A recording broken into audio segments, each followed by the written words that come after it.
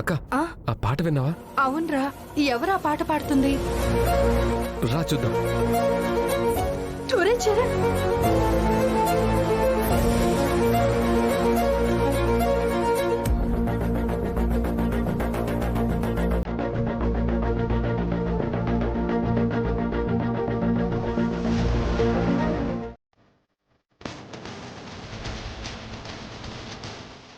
నా టాలెంట్ ఏంటో తెలియక మొన్న నాతో గొడవ పెట్టుకున్నాడు. ఇవాళ నేను వినిపించే ట్యూన్ విన్నాక నా కాళ్ళు పట్టుకుంటాడు.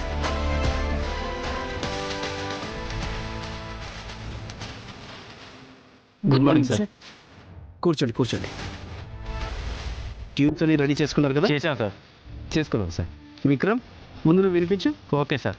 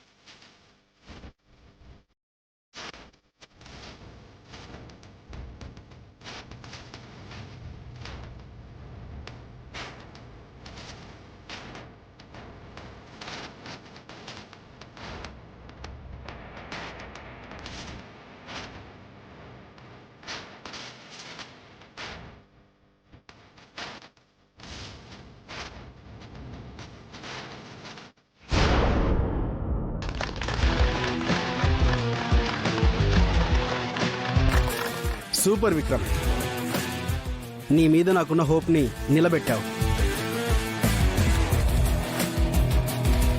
ట్యూన్ చాలా బాగుంది. Good, very good. Thank you sir. Charan, ఇప్పుడు నువ్వు.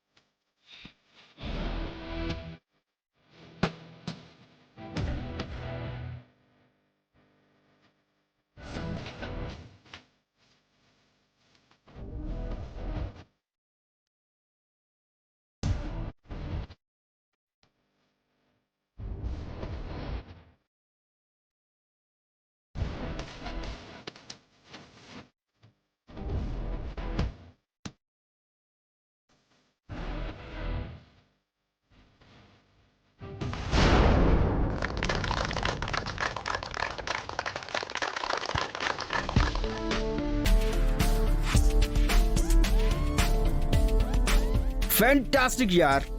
నీ ట్యూన్ విన్న తర్వాత దాని గురించి అసలు చెప్పడానికి నాకు మాటలే రావట్లేదు.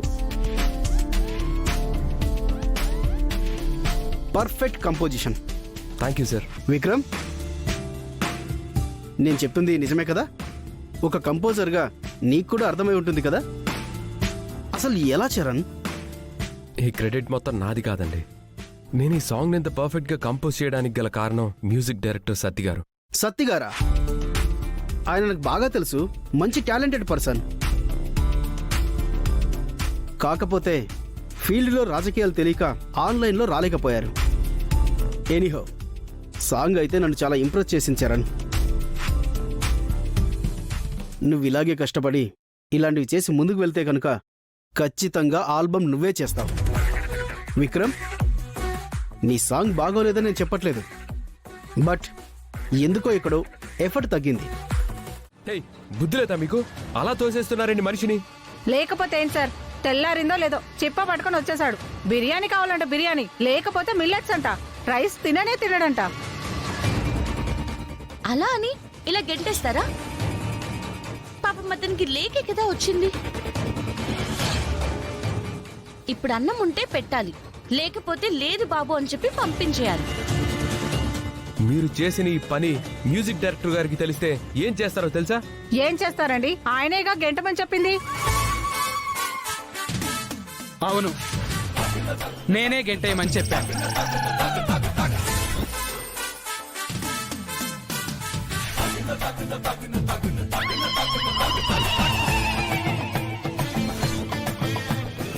సార్ మీరా? ఇదేం పని సార్? మ్యూజిక్ కోసం